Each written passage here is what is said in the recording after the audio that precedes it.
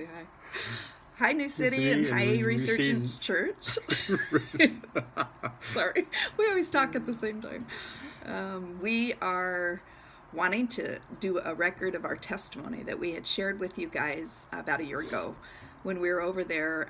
Both Pastor Alicia and Pastor Lee have asked us for a copy of this testimony. So we are wanting to put it on record. We believe that the testimony of what Jesus does in our life is very, very powerful. It's very important. Yes. The Word tells us that it's by the blood of the Lamb and the word of our testimony that we overcome. And just the power of our testimony is so important when God does something great. And Mark and I have both seen amazing things that God has done in our lives. But this is probably the top thing we've ever seen him do. This is our absolute favorite and best testimony so far. Yeah. So anyway, it started about, December of 2016. We were in Hawaii and we were on vacation, and that's all it was a vacation. We weren't there for ministry per se, but we were there just relaxing by the pool one day. We had taken a swim, and we were just sitting in our chaise lounges, and all of a sudden, to the right of Mark, we heard this loud scream. I mean, just hysterical screaming. And then a man came running right in front of us and dove into the pool directly in front of us. Yes. And lo and behold, he brought a child out of the water, and it was his daughter, his youngest daughter, turns out. And she had been under the water for we don't know how long, several minutes. Yes. Because when she came out of the water, she was purple. Would you say, Mark? Just, yes, purplish gray. Purplish grayish, because she just definitely was dead. I mean, there was no way around it. And she was laying there, and I remember jumping. Everything happened so quickly, it's really hard to tell you the full sequence, but I jumped out of my chair and ran to the huts. There were several huts there where they gave away towels, and another one where they did drinks, and I was just screaming, help, help. And there wasn't a lifeguard on duty officially, but they did have a sign up that said, swim at your own risk, no lifeguards on duty, but they were all trained to do CPR. Yes. And so anyway, I was getting them to come back, and at the same time, Mark and a bunch of other men had kind of swarmed the area with the father, trying to help, bring this girl back to life. And the dad was doing, I believe he was doing CPR, wasn't he? Well, he was trained Army. So, he was trained Army, and I think he was actually trying to do CPR himself, but nothing was helping. Right. And anyway, so I got back, and I just remember having a straight shot of Mark as he was, trying to help this man. Anyway, I'll let you take over from here and tell. And as we were trying to help and revive this little girl, I felt Jesus, because I had so many emotions running on in myself from this happening in our lives. Yeah.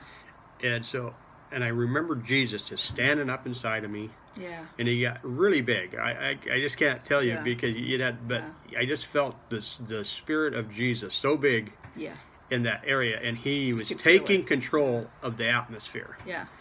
And all of a sudden, I said, "Not this time." Right. And that was Jesus speaking, not me. Yeah. And he just said, "Not this time. Yeah. Come back, little girl." Yes. And at that moment, she sat up, and she vomited just like a bullet everywhere, all over her dad. Yeah. And it just turned the moment of horror into a moment of joy. Yeah. Yeah. That's what I would say. That's for sure. The feeling that went on then. So what I had been doing was just, Mark and I we were both experiencing that feeling again of, oh no, I can't believe this is happening again, because our daughter had died in an accident where we had felt these same emotions. And so what I was saying just the whole time, as soon as, from the very beginning, I was just saying, Jesus, Jesus, Jesus, calling out to Jesus. Yes. But when I watched Mark, the amazing thing was I was watching him, and it was just like I saw him lean forward. I saw his body movement. I knew his body language, and I knew something was up. And he was saying something, and that was when he had just told you about, where he said, "Not again, not again." And I couldn't quite make out what he said, but I knew that he was about to do something because he leaned forward. And then in a loud voice, he said, "Little girl, come back."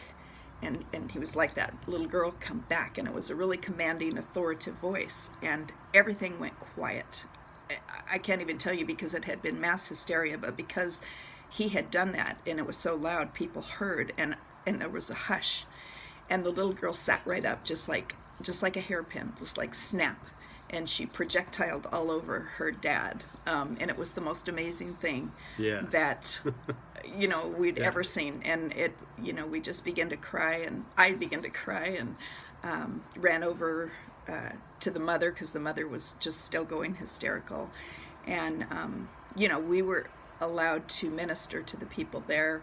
The security came, and they interviewed us, and long story short, the Lord was very glorified in this whole thing. But one thing that we took away from it, one of the many things we took away from it, was that what happened with Mark was that was his first response. It was like he said Jesus rose up in him, and he had been in a place before that had positioned him for this, because he was saying, "Not again, not again," and that had positioned him. And so that is something that we saw, that even though a horrible tragedy happened in our own lives, it had positioned him for this in a place of instantly moving in faith, moving in that resurrection power that dwells on the inside of him. Whereas we also saw the contrast within me, because my takeaway from it was, I thought, why wasn't that my first response? Why was it Mark's first response but not mine? Why was I crying out to Jesus, going hysterical, but not drawing upon the resurrection power that dwells in me? And so that's what I really believe that the Lord wants all of us to come to a place of. And that's what this whole season of coming into doing the greater things is recognizing the power that dwells in us is the same power that raised Christ from the dead. And it's that resurrection power that we carry in our bodies every single day. But do we draw upon it? Is it drawn upon? Because it needs to be in the forefront. It needs to be something that's our first response, that's our knee-jerk response. It's not something that we should even think about. And I really believe that that's the season that we're in. We're in a season of transitioning from doing things in obedience because the Lord commands it, to doing them because it's the most natural response, like Jesus did. Jesus always lived in response to the Father. He always knew who his Father was, and he knew what he was sent to do, and he heard what the Father was saying, and he saw what the Father was doing, and so he lived in response to the Father, not in reaction to circumstances. That's right. And so that is where the Lord is bringing us, is that we would always live in response to the Father, and the Father is the one who dwells in us. We have that habitation all the time, 24/7. And so no matter what happens, that's what he's bringing us to, is just that first response. We're first responders here on the earth. We are called to carry the glory of the Lord everywhere we go, everywhere we set our feet. And so we hope this stirs up the faith in you, because we know that it's not just something happening in us, it's happening in everyone. Yes, that's right. And we don't want this to look like it's an attaboy to Mark, because he knows that it was the power of God that rose up in him. He does not take any credit for it in any way. And we hope you hear that, because it's all about the Lord demonstrating his power. And a lot of times he'll give you something that's a forerunner to what he's going to do in a bunch of people. And, because he's called us as pioneers and forerunners, we believe that when this happens, these kind of things, we are to share our testimonies. And that's not for us, that's for you guys too. When he does things in you, we love hearing that testimony, because it builds our faith. So that's why we go on record today and share the story. And we would love to talk more about it, but we're got to get this done. It's getting really long. Hopefully we can send it. So we love you, New City. We love you, Ressurgence Church. And we will see you guys in June. Yeah. All right. Love you. Love Bye-bye. you.